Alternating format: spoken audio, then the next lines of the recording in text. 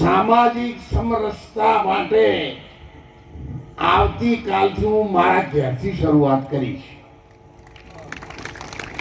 Charity begins at home. બીજા કોઈને કહેવું નથી,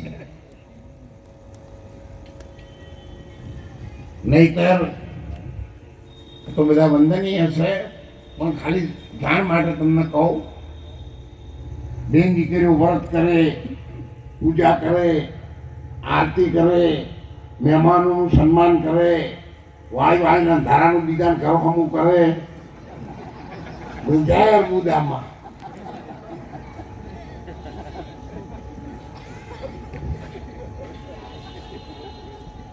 માટીને પગ લાગવા જાય એટલે મારા દીકરાની વહુને ભગવાને બહુ લોભા સમયે સારો દિવસ દેખાડ્યો છે તે માતાજી દેવ જેવો દીકરો આપજો. 2 મહિના પછી ભેંસ બી આવવાની થાય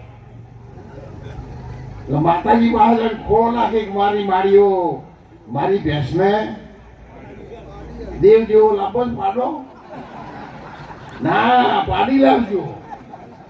એટલે દેવ તો માણસને ભાળીને ફફડું છે, ત્યાં તો મોય વાળીને બીજું માગે છે, બાર વાળીને બીજું માગે છે.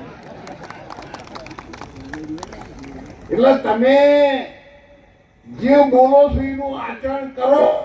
अपना सुधार संसार की सबसे बड़ी सेवा है. अपनी जात में सुधारो. બધા બગડેલા છે એવું ના કહેવો, તમે કેટલા હારા છો એ વાત લાવો. 500 માણસો પગપાળા અંબાજી જતા હતા ત્યારે જોતા પેટ્રોલ પંપની સામે મારો સેવા કેમ્પ રહેતો હતો ત્યારે બીજો તેલ નતો, પણ એક દિવસ મેં 40 ડબ્બા સિંગ તેલની પૂરીઓ ઉતારતા હતા. એટલા માણસો આપણા કેમ્પ ઉપર આવતા હતા. અત્યારે 20-25 લાખ લોકો જાય,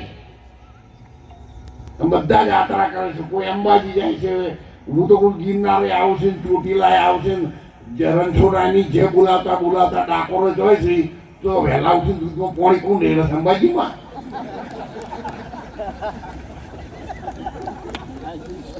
બોલો, જેટલું ઉત્પાદન થતું નહીં એનાથી વધારાનું દૂધ તો ક્યાં આવે?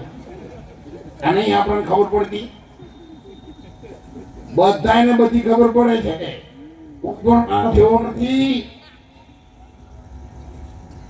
આપણી ભેંસ છોડી મૂકી હોય બીજા શેમમાં મહેસાણાથી જઈને ઢોટાણા મેળવી આવો, પણ આખા મહેસાણામાં બધા ફરે પણ તમારા સિવાય આવીને જ ઊભી રહે, બીજે ના જાય તો ઢોરને ખબર પડે છે કે અમારા ઘરને ઘરધણીનું ઘર છે.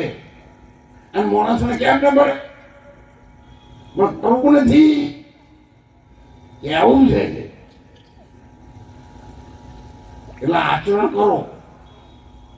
જે બોર્ડ લગાવ્યું છે એ બોર્ડ દિવાલ ઉપર ન રહેવું જોઈએ, પણ એ બોર્ડની એકતા માનવ માત્રના હૃદયમાં રહેવી જોઈએ. ભારત માતાની એકતા.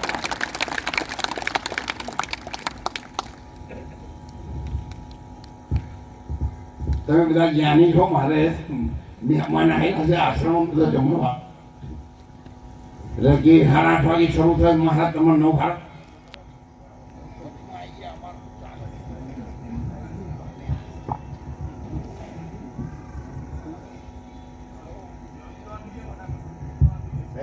થયું ચાલુ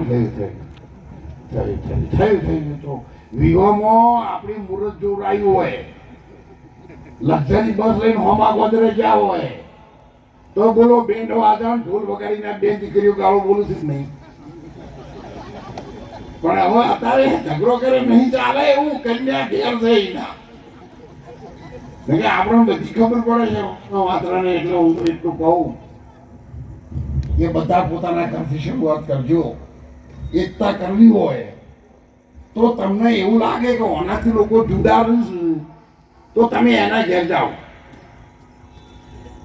એના ઘરવાળાને આપણા ઘેર લાવો. નવરાત્રી આવે તો ફક્ત સોસાયટી પૂરતા જ બહેનો રમે છે તો તમને એવું લાગે એની 2 દીકરીઓને કોઈ લાવતું નથી, તો એવી દીકરીઓને આપણા ભેગા લાવો.